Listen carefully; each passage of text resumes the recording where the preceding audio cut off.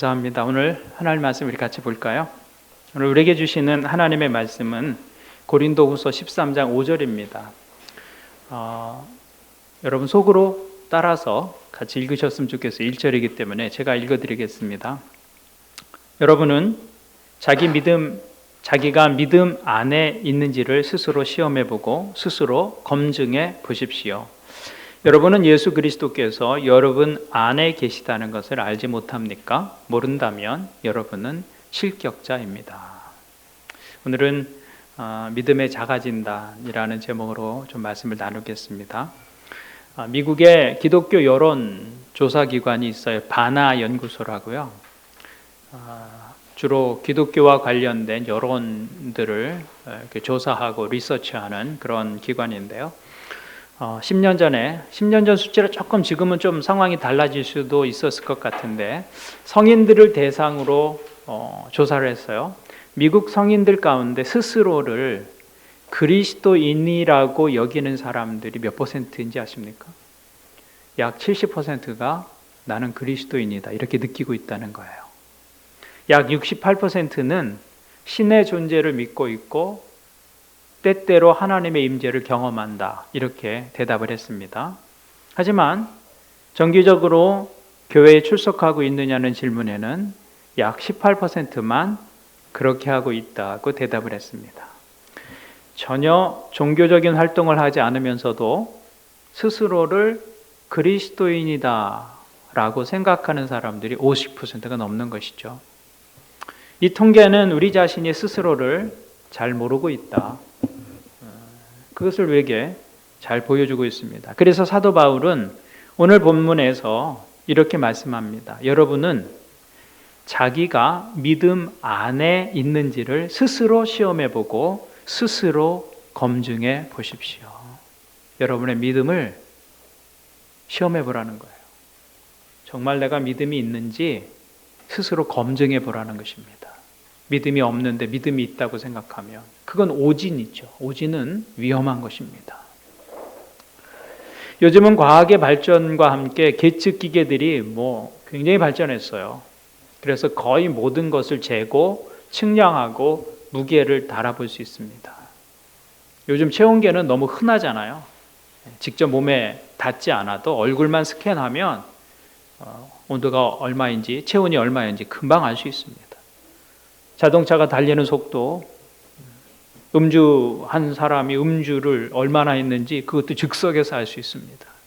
엑스레이나 자기 공명장치로 우리 몸속의 상태도 아주 세밀하게 들여다볼 수 있습니다. 지구의 둘레, 땅속의 깊이, 바닷물의 깊이, 태양열의 온도, 빛의 속도 다 잴 수 있습니다. 세상에 거의 무엇이나 잴 수 있고 셀 수 있고 달아볼 수 있습니다. 그렇다면 우리 믿음은 그 무게가 얼마나 될까요?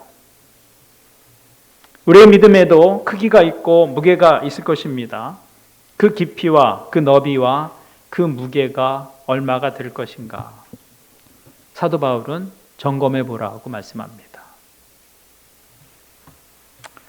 우리는 흔히 초대교회 교인들의 믿음이 좋았을 것이라고 생각을 합니다. 그래서 교회가 흔들 때마다 초대교회로 돌아가자 이렇게 구호처럼 외치잖아요. 초대교회 교인들은 믿음이 좋았을 것이다. 그럴 것이 초대교회는 고난 가운데서 믿음을 선택한 사람들이었잖아요. 고난을 감수하면서까지 믿기로 결정한 사람들이라면 그 믿음이 어떻게 좋지 않을 수가 있겠는가, 그렇게 생각하게 됩니다. 그런데 사실은 그렇지가 않았습니다. 초대교회가 비록 환난과 핍박 속에서 주님을 따르는 공동체였긴 하지만 거기에도 참신앙이 있었고 거짓 신앙이 있었습니다. 그래서 사도들이 교회들에게 보내는 편지들을 보면 빠지지 않는 내용이 있어요. 그것은 뭐냐면 거짓 교사들을 조심하라, 다른 복음을 조심하라, 이렇게 말하는 것을 볼 수 있습니다. 사도 바울은 디모데후서에서 이렇게 경고합니다. 경건의 모양은 있으나 경건의 능력은 부인하니 이 같은 자들에게서 내가 돌아서라. 그런 사람들이 있다는 거예요. 이게 초대교회의 교회의 모습이었다는 것이죠. 겉으로는 경건의 모양을 가지고 있지만 실제로는 경건의 능력이 없어요. 경건하게 사는데 관심조차 없는 위선자들이 있다는 겁니다. 그들을 멀리하라. 그렇게 경고하고 있습니다. 또 계시록에 보면 주님은 사대 교회를 향해서, 사대에 있는 교회를 향해서 너희는 살았다는 이름은 가지고 있지만 실상은 죽은 자들이다. 이렇게 표현하고 있는 것을 볼 수 있습니다. 초대교회에도 명목상의 그리스도인들이 있었다는 겁니다. 주님이 가르쳐 주신 비유 속에도 열처녀 비유가 있죠. 그들은 모두 결혼잔치에 등을 들고서 신랑을 기다리는 신부의 들러리들이었습니다. 그런데 모두 등을 들고 있었지만 5명은 기름이 있었고 5명은 기름이 없었다는 거예요. 그런데도 겉으로 보기에는 모두 등을 들고 신랑을 기다리는 사람들이었다는 것입니다. 그러니까 어떤 신앙의 형식을 가지고 있다고 해서 모두 진실한 신자라고 말할 수는 없다. 그것이 주님의 말씀이고 사도 바울의 교훈입니다. 그럼에도 불구하고 우리는 우리의 신앙을 일정한 형식을 통해서 표현할 수밖에 없습니다. 각 사람의 내면을 들여다볼 수 없기 때문에 최소한의 형식적인 기준을 가지고서 그 사람의 신앙 있음 없음을 이야기할 수밖에 없죠. 그래서 영접 기도를 했다거나 구원에 관한 간증을 했다거나 또는 신앙을 고백하고 침례를 받았다거나 교회를 규칙적으로 다니고 있다거나 이런 것들을 가지고서 그 기준을 가지고 한 사람의 믿음 있음, 믿음 없음을 말하곤 한다는 것이죠. 요즘은 이런 것들을 다 떠나서 교회를 나오면, 교회를 다니고 있으면 다 그리스도인이다 이렇게 간주하는 그런 시대로 우리가 살고 있지 않습니까? 그러나 신앙은 그런 형식으로 다 표현될 수 없는 것이죠. 오히려 신앙은 우리 내면에 속한 것이고 신비한 사건이기 때문에 그런 객관적이고 외적인 모양으로 판단하기에는 한계가 있을 수밖에 없는 것입니다. 그러면 우리가 어떻게 우리의 믿음을 진단해 볼 수 있느냐라는 거예요. 너희 믿음을 시험해 보고 검증해 보라고 사도 바울은 말하고 있는데 어떻게 내 믿음을 진단해 볼 수 있겠는가?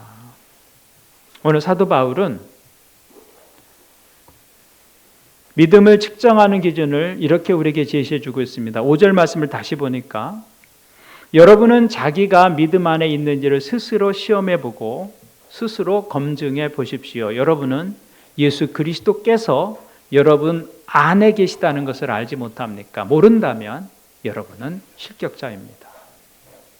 사도 바울은 너희 믿음을 검증해 보라고 하면서 그 증거로 너희 속에 예수 그리스도께서 계신지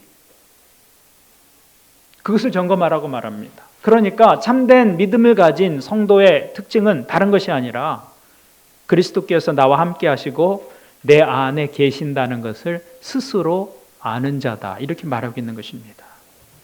그것을 어떤 추상적인 개념으로 아는 것이 아니라 실체적으로 알고 경험적으로 알고 있다는 것이죠. 그것을 스스로 알지 못한다면 여러분은 실격자입니다 이렇게 말하고 있어요. 믿음에 합격하지 못했다 그런 말입니다. 그러니까 그리스도인은 그리스도를 모시고 그분과 함께 살아가는 사람입니다. 그렇다면 여러분은 그리스도께서 여러분 안에 계시다는 것을 알고 계십니까? 막연히 그럴 것이다가 아니라 실제적으로 또 경험적으로 그분이 내 안에 계시다는 것을 알고 있느냐라는 것입니다. 오늘 우리 찬양에서도 함께 불렀는데요. 갈라디아서 2장 20절을 보니까 믿음을 이렇게 정의합니다. 나는 그리스도와 함께 십자가에 못 박혔습니다. 이제 살고 있는 것은 내가 아닙니다. 그리스도께서 내 안에 살고 계십니다. 내가 지금 육신 안에서 살고 있는 삶은 나를 사랑하셔서 나를 위하여 자기 몸을 내어주신 하나님의 아들을 믿는 믿음 안에서 살아가는 것입니다.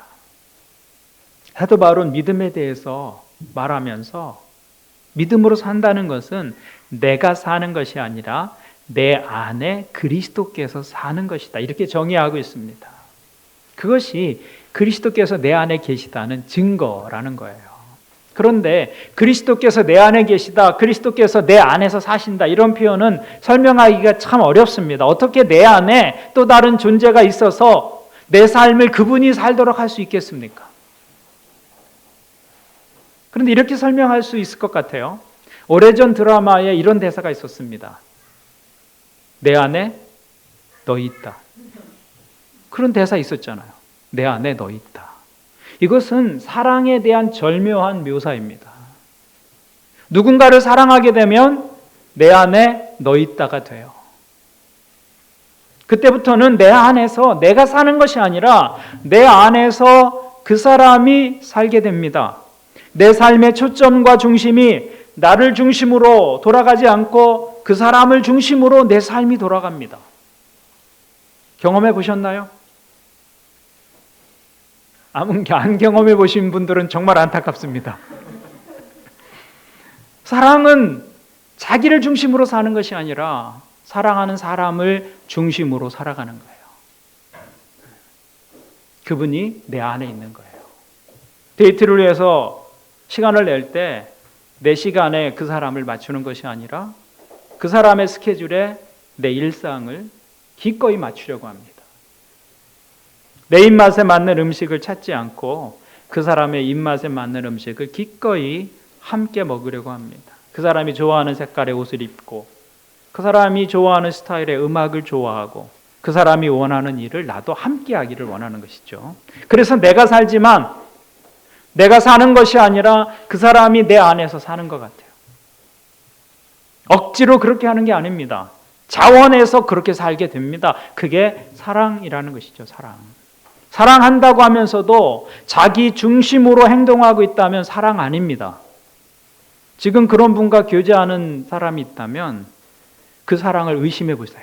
그 사랑 아닙니다. 사랑은 상대가 중심에 있는 거예요. 상대가 중심에. 믿음이 마치 그와 같은 것입니다. 그리스도께서 내 안에 사신다는 것이 믿음이라는 거예요. 이 문장을 달리 표현해 보면 우리는 주님께서 우리를 통해서 주님이 바라시는 것이 이루어지도록 살고 있느냐, 아니면 우리가 바라는 것을 이루기 위해서 주님을 동원하고 있지 않는가, 이거예요. 사실은 주님이 바라는 삶을 내가 기꺼이 살려고 하고 있는가, 아니면 내가 바라는 것을 이루게 하려고 주님을 동원하고 주님을 설득하고 때로는 주님을 협박하면서 그렇게 살고 있지 않는가, 그런 질문이 될 것이다 라는 것입니다. 우리에게 진정한 믿음이 있다면 내 삶을 나를 중심으로 살지 않습니다. 주님을 중심으로 내 삶을 살게 됩니다. 그래서 내가 원하는 일이 아니라 주님이 원하는 일을 내가 원하게 됩니다. 주님이 싫어하는 일을 내가 싫어하게 됩니다. 주님이 함께 어울리기를 좋아했던 사람들이 내 관심이 되는 것이죠. 내 삶의 모든 것이 그리스도와 연결되어 있어서 내가 살아가는 이유가 그분에게 있고 내가 살아가면서 얻는 힘과 격려도 그분으로부터 얻게 되는 것이죠. 그것이 그분이 내 안에 있고 내가 그분 안에 있다는 표현이 될 것입니다. 그래서 믿음의 가장 결정적인 증거는 순종의 삶입니다. 다른 게 아닙니다. 너희 자신을 시험해 보라고 했는데 무엇을 시험해 볼 것인가? 순종의 삶을 점검해 보라는 거예요. 믿음으로 말미암은 순종이 그리스도께서 내 안에 계시다는 가장 결정적인 증거인 것입니다. 여러분 오늘 다 믿음으로 이 자리에 오셨어요. 이런 팬데믹 상황에서 직접 여러 사람이 모이는 곳에 발걸음을 옮기고 함께 예배한다는 것은 믿음 없이는 할 수 없는 것이죠. 온라인으로 예배하는 분들은 믿음 없다 그런 얘기 아닙니다. 다 믿음이 있어서 우리가 예배하고 있는 거예요. 그런데 여러분의 믿음이 참된 믿음이라고 어떻게 확신할 수 있느냐? 한 가지 분명한 시금석은 믿음으로 말미암는 순종이 있느냐라는 것입니다. 참 믿음은 순종을 낳습니다. 마지못해 사는 것이 아니라 자원하는 순종입니다. 성경을 읽고 싶은 마음이 있어요. 또 그 읽은 말씀을 따라서 살고 싶은 마음이 생겨나는 거예요. 주님을 기쁘시게 해드리고 싶은 마음에 소원이 생겨납니다. 그것이 참된 믿음의 모습이다. 사도 바울은 예수 그리스도가 너희 안에 계신지 확인하라고 요청합니다. 그것은 한편으로는 매우 추상적인 이야기지만 그것을 확인하는 방법은 또 아주 분명합니다. 믿음으로 말미암는 순종이 있는가? 그것이 증거라는 것입니다. 순종함이 없이 참된 믿음을 증명할 방법은 없습니다. 그 순종을 통해서 주님께서 내 안에서 사시는 것입니다. 여러분의 믿음에 그 자원하는 순종이 있는지, 내 안에 주님이 계십니다. 그렇게 고백할 수 있는지 그것을 살펴보라는 것입니다. 이 아침에 예배하는 여러분들에게 그런 신앙의 점검이 있기를 주님의 이름으로 부탁을 드립니다. 그리스도께서 내 안에 계신 또 다른 증거는 죄에 대한 감각이 살아있는 거예요. 죄에 대한 감각. 그리스도인은 죄를 지으면 죄에 대한 심한 통증이 있습니다. 아파요. 그것이 그리스도인의 특징입니다. 왜냐하면 성령님께서 내 안에서 근심하시기 때문입니다. 살아있는 사람을 꼬집으면 아픔을 느끼는 것과 같아요. 그러나 그 감각이 죽으면 아무리 죄를 지어도 부끄러운 줄을 모릅니다. 부끄러움이 그리스도께서 살아계신 증거 가운데 하나가 되는 것이죠. 그러나 이 감각이 죽으면 죄를 지어도 부끄러울 줄 모르고 계속 그 죄에 빠져 있죠. 영적으로 죄에 대한 감각이 죽어 있는 것입니다. 우리는 통증을 나쁜 것으로만 생각하는 경향이 있는데 통증은 매우 유익한 것입니다. 환자들이 병원에 가는 이유는 단순합니다. 아파서 가죠. 아파서. 아프지 않으면 병원에 갈 생각을 하지 않을 것입니다. 그런데 몸에 문제가 있는데 아픔을 느끼지 않는다면 그것은 매우 심각한 결과로 나타나게 될 것입니다. 뜨거운 물건에 손이 닿았는데 아픔을 느끼지 못하면 손은 곧 망가지게 될 것입니다. 그러니까 아프다는 것은 우리 몸을 보호하려는 다른 표현이 되는 것이죠. 너 위험해. 그런 표현이 되는 것이죠. 통증은. 그래서 통증이 있기 때문에 우리 몸은 건강하게 유지될 수가 있는 거예요. 마찬가지입니다. 죄에 대해서 아파하는 마음이 없다면 그것은 우리 영혼을 심각하게 훼손하게 될 것입니다. 그러므로 우리가 죄에 대해서 감각이 무뎌져 있다면 내가 그리스도 안에 있는지, 그리스도께서 내 안에 계시는지 점검해야 할 부분이다라는 것이죠. 죄는 지을수록 감각이 무뎌집니다. 그래서 점점 더 대담하게 죄를 짓게 되고 사람의 눈만 피하면 될 것이라고 생각하는 것이죠. 사람의 눈만 피하면 자신의 죄를 모를 것이라고 생각하는 것이죠. 바로 그것이 예수 그리스도께서 내 안에서 살고 계시지 않는다의 증거예요. 내 안에 그리스도께서 계시다면 사람의 눈을 피한다고 내 죄가 감춰질 것이라고 생각할 수 없기 때문입니다. 내 안에 그분이 계신데 그것이 어떻게 감춰지겠어요? 그러므로 여러분의 영혼에 아픔이 있고 마음의 고통이 있는 것이 축복인 것을 알아야 합니다. 내가 하나님 앞에서 잘못 살았을 때 마음에 부담이 생겨요. 예민한 영혼들은 그것들을 즉각적으로 알아챕니다. 내 마음이 아프고 고통이 있는 것, 그것이 축복인 것이죠. 그러므로 양심이 괴로워할 때 그것을 감사해야 합니다. 그리고 그 죄로 인해서 아픔을 느낄 때 지체하지 말고 돌아서는 것이죠. 아픔이 있고 고통이 있다는 것은 하나님께서 우리에게 지금 기회를 주고 계시다는 사인이에요. 사인. 너 병원에 가야 돼. 아프면 그렇게 느끼는 것처럼 우리 영혼의 양심에 고통이 있고 아픔이 있다면 지금 하나님께서 우리에게 기회를 주고 있는 것이죠. 그래서 성경은 우리 믿음을 간직할 수 있는 가장 안전한 자리는 깨끗한 양심이다. 이렇게 말씀하고 있어요. 깨끗한 양심과 믿음은 함께 가는 것입니다. 사도 바울은 디모데전서 1장 19절에서 이렇게 기록합니다. 믿음과 선한 양심을 가지십시오. 믿음과 선한 양심이에요. 믿음의 자리는 선한 양심의 자리다. 어떤 사람들은 그 선한 양심을 버리고 그 신앙생활에서 파선을 당하였습니다.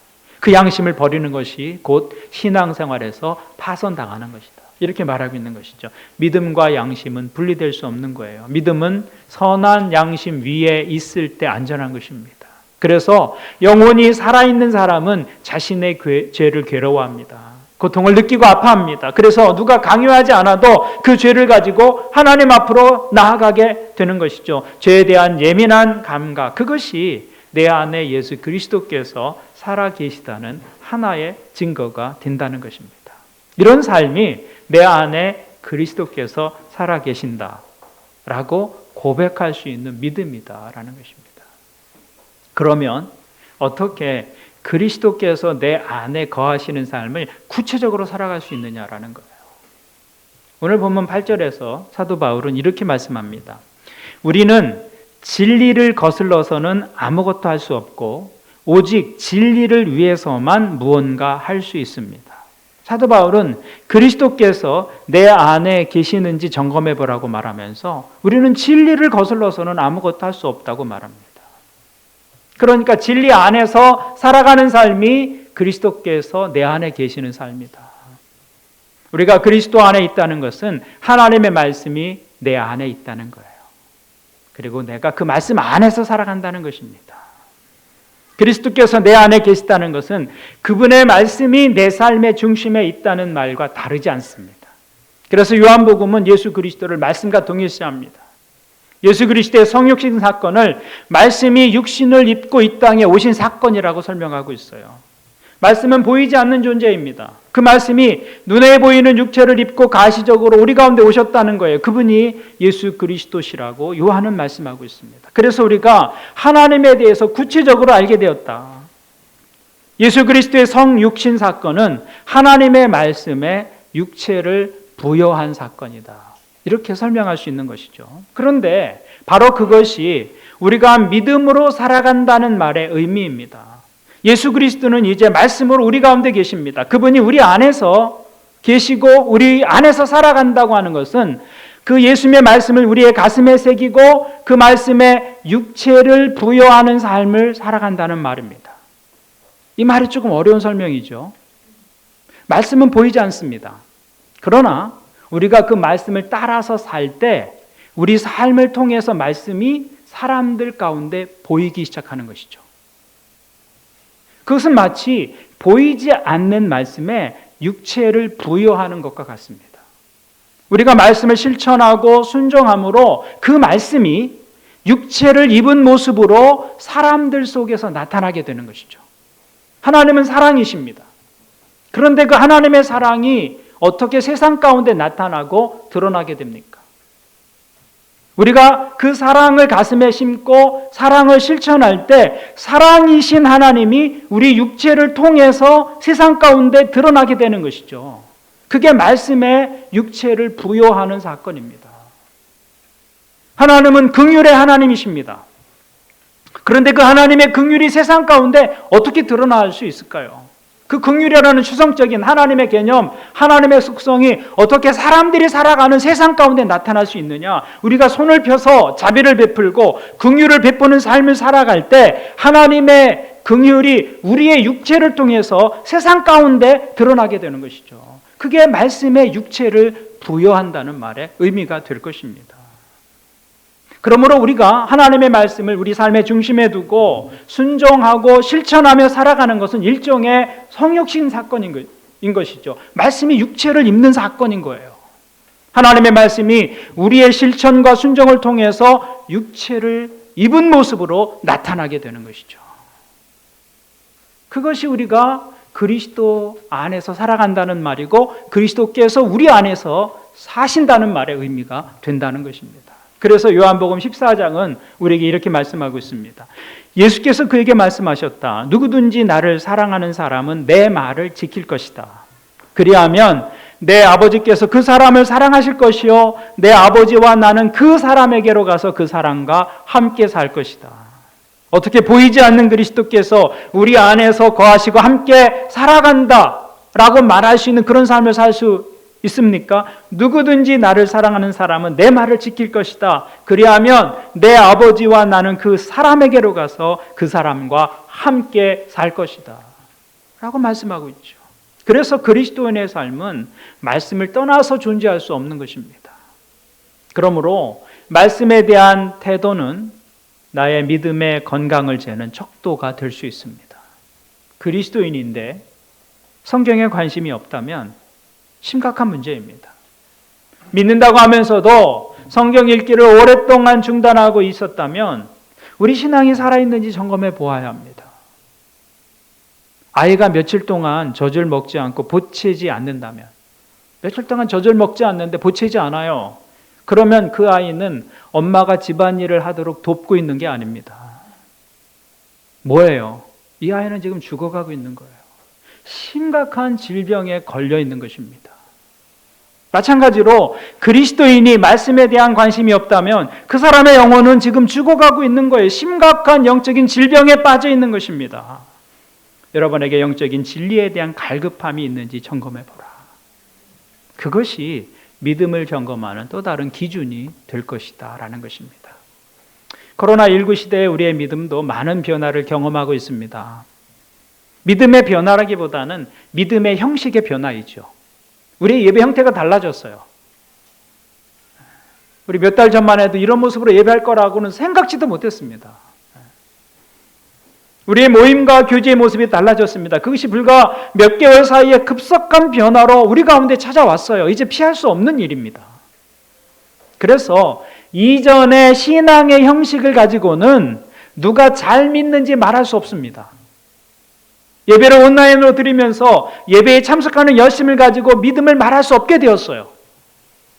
교회에 세우던 여러 가지 일들이 중단되고 새로운 방법들을 찾게 되면서 이전에 행하던 그런 신앙의 형식을 가지고 믿음을 말하기 어렵게 되었다 그 말입니다.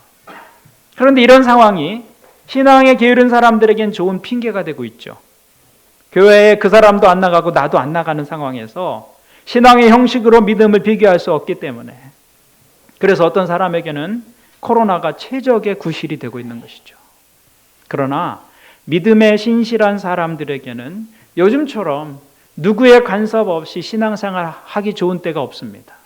오히려 형식 때문에 필요했던 시간들을 자신들의 내면을 돌아보는 데 사용할 수 있을 것입니다. 온라인으로 예배하면서 교회를 오가는 데 소요되었던 그 시간들을 자신의 영적 여정에 있어서 부족한 면을 채우는 데 사용할 수 있겠죠.